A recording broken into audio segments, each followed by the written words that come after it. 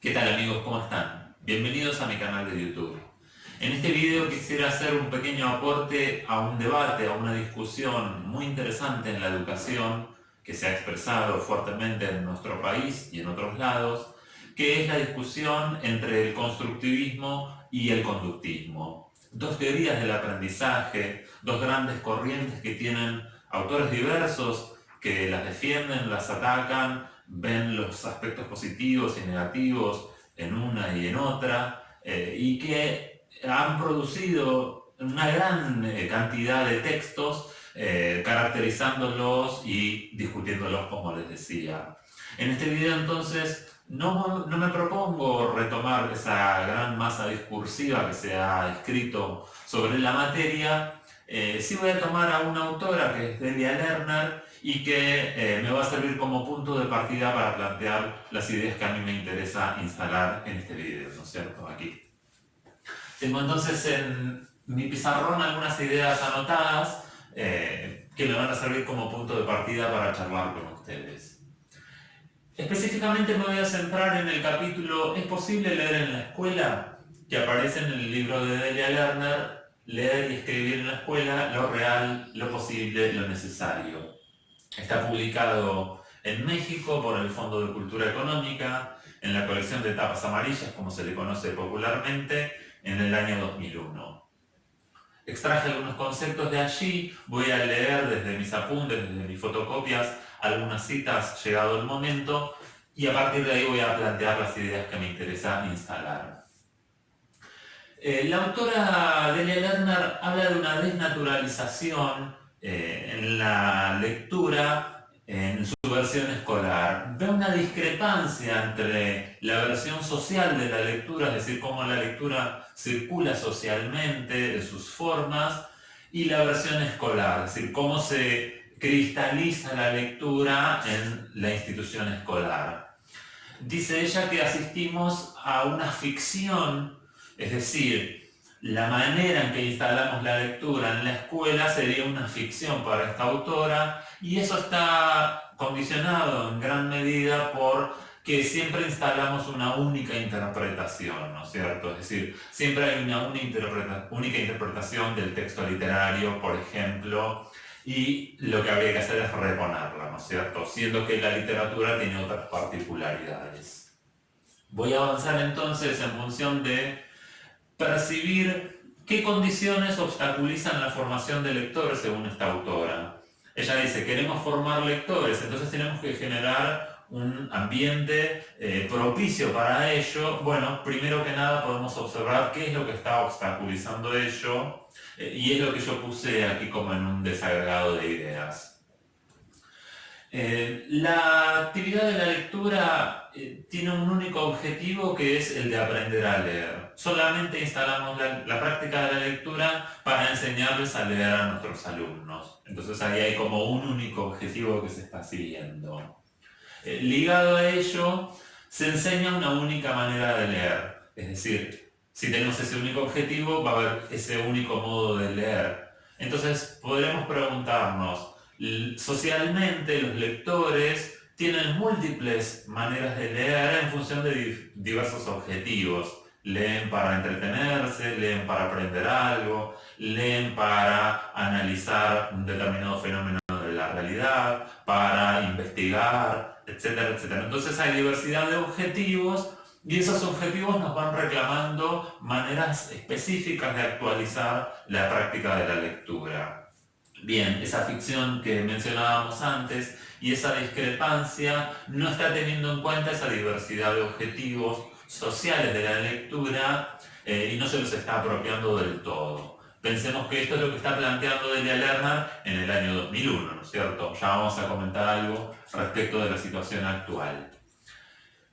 Habría un énfasis muy pronunciado en la lectura oral, nos dice Delia Lerner, es decir, queremos que nuestros alumnos actualicen los textos en la oralidad, es decir, los lean en voz alta, ¿no es cierto?, con otros alumnos. ¿Por qué? Porque se está centrando la cuestión en los aspectos externos, es decir, nos están pensando los procesos internos que se ponen en juego en la lectura, ¿no es cierto? Procesos intelectuales, formas de vivenciar la lectura, estoy completando algo de lo que plantea Delia Lerner, ¿no es cierto? Entonces todo eso no está interesando simplemente la actualización oral de los textos.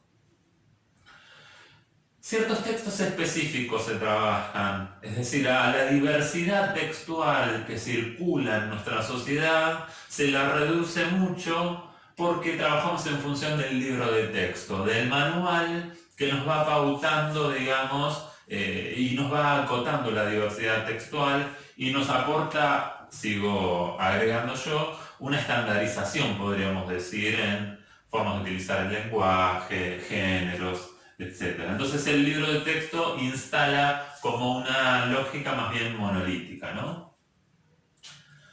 ¿Qué otros rasgos adquiere la lectura en nuestras clases? La reproducción literal, es decir, palabra por palabra, frase por frase, tal como aparece en el texto, leemos. Siendo que, nos advierte Delia Lerner, los lectores socialmente interrumpimos la lectura, adelantamos páginas, nos salteamos palabras, etc. Entonces la lectura no es literal, palabra por palabra, sino que tiene otras complejidades que en la versión escolar no estaban apareciendo, ¿no es cierto? Se instala una única interpretación válida, decíamos, como gran fundamento de esta ficción que menciona o caracteriza a Delia Lerner. Y allí habría una premisa que es la idea de que el significado está en el texto. Esa interpretación válida hay que ir a buscarla al texto porque el significado está allí, ¿no es cierto? Y quien otorga ese significado va a ser la figura del docente. Entonces ahí podemos pensar los roles, cómo están distribuidos en función de estas versiones o de esta versión de la lectura escolar. El docente es el que otorga el sentido y el alumno lo único que tiene que hacer es leer con determinada atención para ajustarse a esa interpretación. Entonces su lectura va a ser correcta o incorrecta en función a si se ajusta o no a esa interpretación válida. Entonces el cuento en realidad es una metáfora de tal cosa, ¿no es cierto? Eso es lo que instituye, digamos, el docente, el profesor, el maestro, y el alumno tiene que descubrir y reponer ese significado único. Siendo que, como sabemos, la literatura tiene complejidades, múltiples interpretaciones y demás, que nosotros advertimos siempre, no es que vale cualquier cosa y que podemos hacer cualquier cosa, siempre tiene que haber como un fundamento, pero hay un margen de pluralidad muy grande en la literatura, ¿no? La fragmentación del contenido es otro de los aspectos que señala Delia Lerner y que tiene que ver con fragmentar en función de distribuir según una lógica, de lo simple a lo complejo. Simple y complejo están puestos entre comillas por esta autora para señalar que, bueno, no siempre es tan simple eso que se propone como simple, ni siempre es tan complejo eso que se propone como complejo, pareciera querer decirnos con las comillas. Entonces hay esta necesidad de siempre ir administrando y parcelando la dificultad desde lo simple a lo complejo. Entonces eso va creando, digamos, como esta lógica de cierta mecanización, podríamos decir. ¿Con qué colabora todo ello? Dice Delia Lerner, con un control del aprendizaje. Con ello controlamos el aprendizaje, parcelamos y fragmentamos de lo simple a lo complejo para ir a esa dificultad siempre administrándola con esas pequeñas dosis que nos permiten ir controlando aquello que es en realidad complejo. Y ella dice, ¿qué pasaría si nos enfrentáramos directamente a la complejidad de la literatura, de los textos, en la lectura? Entonces, no tenemos los dispositivos armados, ¿no es cierto? Sería como una respuesta posible a esa pregunta que aparece en algún momento en el capítulo, ¿no es cierto? Entonces, quisiera leer un fragmento, un párrafo específicamente, el de la página 123 de mis apuntes, del libro de Delia Lerner, para recapitular estas ideas, porque allí aparece como una síntesis, tal como empieza diciendo en este párrafo. En síntesis, una teoría del aprendizaje que no se ocupa del sentido que la lectura puede pueda revestir para los niños y concibe la adquisición del conocimiento como un proceso acumulativo y graduado, una parcelación del contenido en elementos supuestamente simples, una distribución del tiempo escolar que adjudica un periodo determinado al aprendizaje de cada uno de estos elementos, un control estricto del aprendizaje de cada parcela y un conjunto de reglas que otorgan al maestro ciertos derechos y deberes que solo él puede ejercer, mientras el alumno ejerce otros complementarios. Esos son los factores que se articulan para hacer imposible leer en la escuela.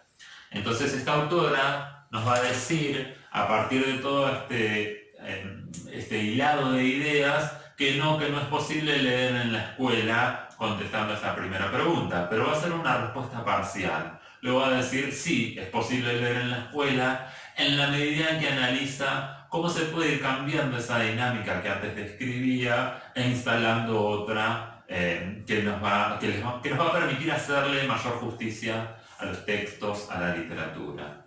Cierro entonces la primera parte del video, borro el pizarrón y continúo con ustedes en la segunda parte.